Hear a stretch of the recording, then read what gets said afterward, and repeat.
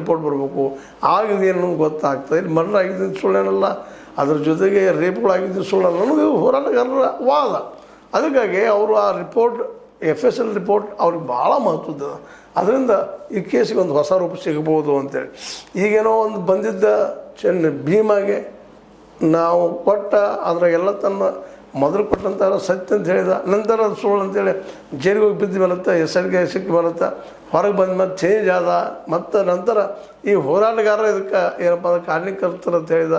ಅದ್ರ ಜೊತೆಗೆ ನಿಮಗೆ ಗೊತ್ತದ ಈ ಸಂದರ್ಭದಲ್ಲೇ ನಮ್ಮ ಪ್ರಕಾಶ್ ರಾಜ್ ಅಥವಾ ರೈ ಅವ್ರ ಮೇಲೆ ಆರೋಪ ಮಾಡಿದ 200 ಕೋಟಿ ರೂಪಾಯಿದ್ದು ಆ ರೀತಿ ಏನು ಇತ್ತು ಹೇಳಿದ ಮಾಡಿದ ಅಂತೇಳಿ.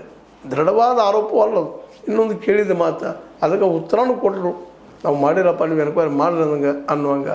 ಈ ಪ್ರಕಾಶ್ ರಾಜ್ ಇಲ್ಲಿ ಮುಖ್ಯ ಉದ್ದೇಶ ಏನಪ್ಪ ಅಂದ್ರೆ ಇದನ್ನು ಆದಷ್ಟು ವೈಚಾರಿಕ ಅಂದ್ರೆ ನಿಮಗೆ ಇನ್ನೊಂದು ಮಾತು ಹೇಳೋದಪ್ಪ, ಈ ವೈಚಾರಿಕ ಏನಕ್ಕೆ ಇರ್ತಾರಪ್ಪ ಅಂದ್ರೆ ಈ ಸಂಪ್ರದಾಯಗಳು ನಗರದ ನಕ್ಸಲ್ಗಳು ಅಂತೇಳಿ. ಇದನ್ನು ನಗರದ ನಕ್ಸಲರು ಅಥವಾ ನಕ್ಸಲೈಟರು ಅಥವಾ ದೇವರ ನಂಬಿಕೆ ಇಲ್ಲದಲ್ಲಿ ಇದು ಮಾಡಿದಾರೆ ಅಂತ ತೋರಿಸ್ಕೊಂಡ ಇದನ್ನು ಮುಚ್ಚಾಕೋ ಪ್ರಯತ್ನಗಳು ನಡೆದಿದ್ದಾವೆ.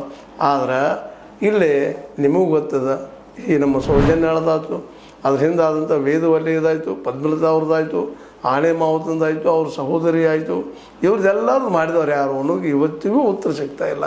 ಅದ್ರ ಜೊತೆಗೆ ಇವು ಅನ್ಐಡೆಂಟಿಫೈಡ್ ಇದ್ದಂತಹ ಹೆಣಗಳು ಸಿಕ್ಕಿದೆ. ಅವ್ರು ಯಾರು ಏನು ಎಲ್ಲವರು ಎಲ್ಲೆದು ಬಂದು ಇಲ್ಲೇ ಸತ್ರು ಏನು ಕಾರಣ ಸತ್ರು ಅನ್ನೋದು ಇವತ್ತಿಗೂ ಸಹಿತ ಉತ್ತರಗಳಿಲ್ಲ. ಆದರೆ ಸತ್ಯದ ಕರೆ ಆದ್ರೆ ಒಂದೇ ದಿನದಲ್ಲೇ ಮುಂಜಾನೆ ಸಾಯ್ತಾರೆ, ಸಾಯಂಕಾಲ ಅದ್ರ ಹುಗಿದು ಬಿಡ್ತಾರೆ, ಅದು ಎನ್ಕ್ವೈರಿ ಮಾಡೋದಿಲ್ಲ ಏನು